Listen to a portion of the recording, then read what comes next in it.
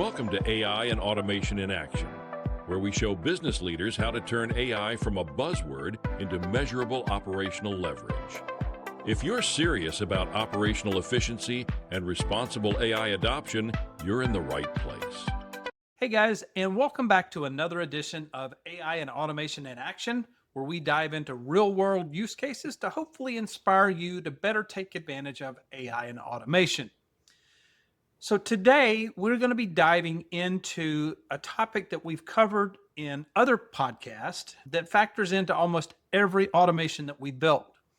You've probably heard us talking about API access. As a quick recap, APIs it stands for Application Programming Interface. And basically, it's the window into each of your applications that allows another application to interact with it or talk with it or exchange data. So APIs are available in most modern software as a service or subscription type services. And it's opened up a whole world of communication options for you. So you're no longer locked into having your application or your data in a silo. It allows you to communicate between other applications, share that data more effectively, and build overall automations that can move that data back and forth, which is the goal of what we're doing with AI and automation. But within that, there are some risks that I want to make sure we step through today, especially in the last few years since AI has become more and more prominent and more people are becoming more familiar with it and exploring AI tools on their own. We've noticed an alarming trend in the last probably 6 to 9 months where individuals that may not be fully comfortable in the technology realm, who wouldn't normally do cybersecurity tasks or work with that technology the way that it's asking them to, are now starting to step into that because AI is making it simpler. And when it comes to these AI tools, a lot of times it'll ask what connectors you want. And it's as simple as saying, okay, I want to connect application A with application B, and do both of those have an API? The APIs themselves are basically, if you think of it as users, when you onboard a new user into your organization, you're not going to give them the keys to the kingdom. You're going to let them work for you a little while, get some trust built up, make sure that they've got their appropriate training. And when it comes to APIs, you need to think of those in the same manner. So when it comes to these tools, one of the things we're finding is that organizations are provisioning API access without really understanding what that opens up in terms of risk and liability. So when users that aren't familiar with the cybersecurity framework and least privilege approach, a lot of times they'll say, let's give API access to this tool or this application. And because we want to make sure that it doesn't run into any errors, let's just give it all the permission so that we make sure that it can do what it needs to do. The challenge with that is you're over provisioning access. It's almost like getting that brand new employee and giving them access to the bank accounts on day one. While that may allow them to do their job without interrupting anyone, it also allows them to do things that you don't necessarily want them to do, or to give them visibility into things that they don't necessarily need. So going back to what we're typically finding now, the over provisioning of access is probably the biggest concern for us. And I think this is going to be a major issue in the coming years. I think we're going to see this become the largest threat vector that bad actors can use to take advantage of your technology. Even more so than ransomware, business email compromise, or traditional cybersecurity threats, simply because it's becoming so easy to open up that access.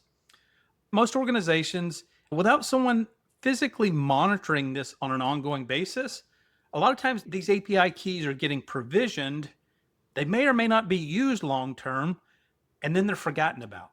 So prime example is, hey, I want to connect QuickBooks to ChatGPT so that I can start interacting with it and understand, we can run reports on our own financials. And then we forget about that connectivity being there. And especially if we've over provisioned access, now we've got a liability that no one has knowledge of.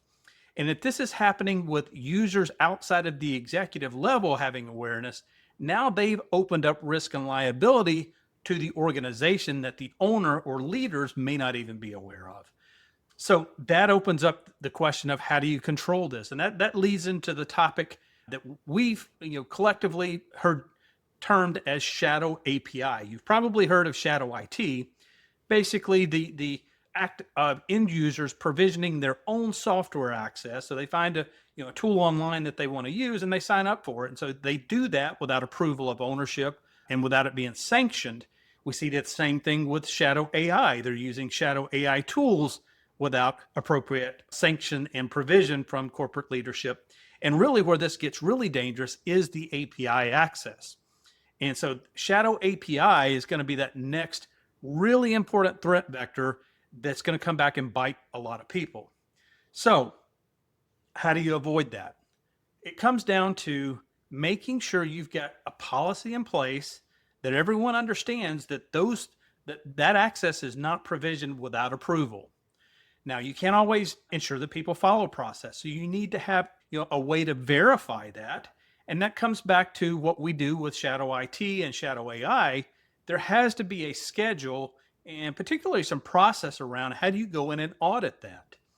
So if you're not doing this today, or if you weren't even aware of it, one of the things you need to do right now is get a handle on what's provisioned in your software when it comes to API access.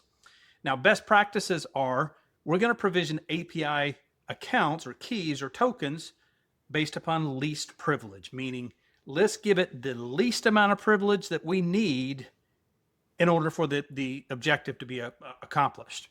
So a lot of times that's just read access.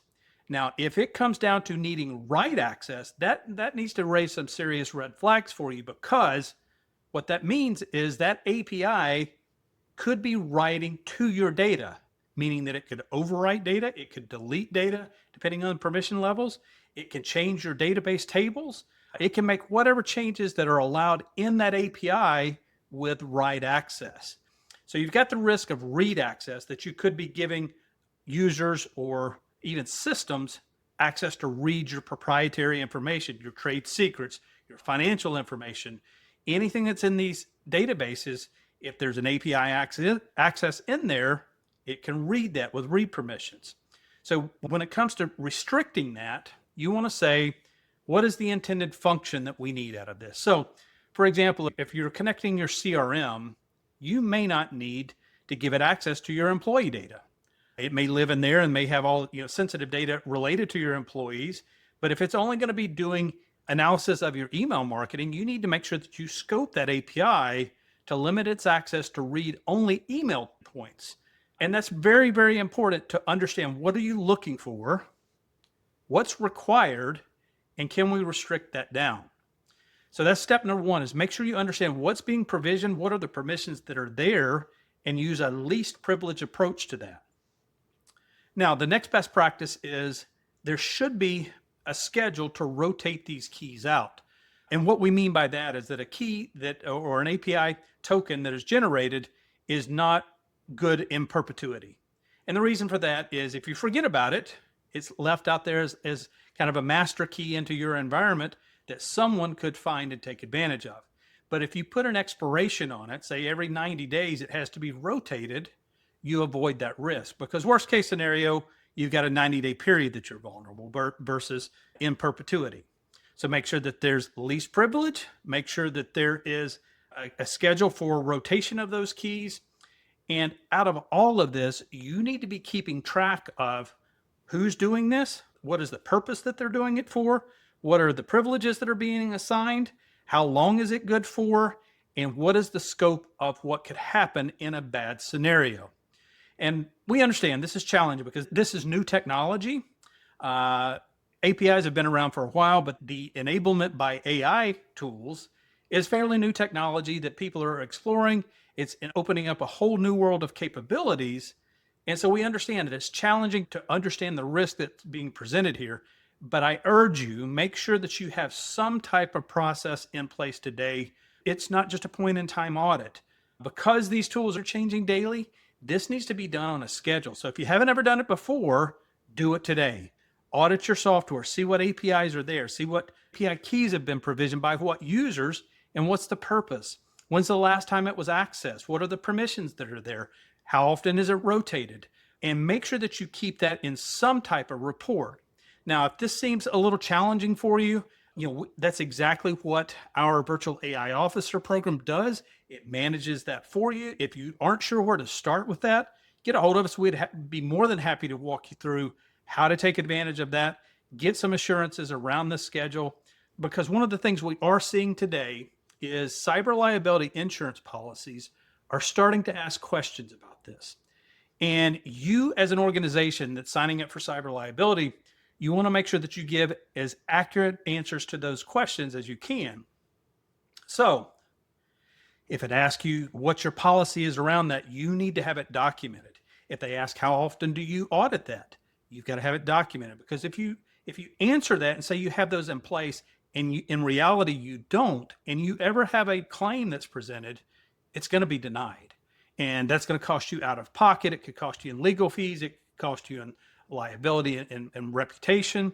So this is very, very important. And as I mentioned, because AI tools are becoming so easy to use and more people are exploring the capabilities, they're doing so without guardrails. And that's one of the most important aspects of this. So I express with all urgency, if you don't have a process for this today, start with this. If you need a template to start with us, let us know. We'll provide that for you if you want to do it yourself.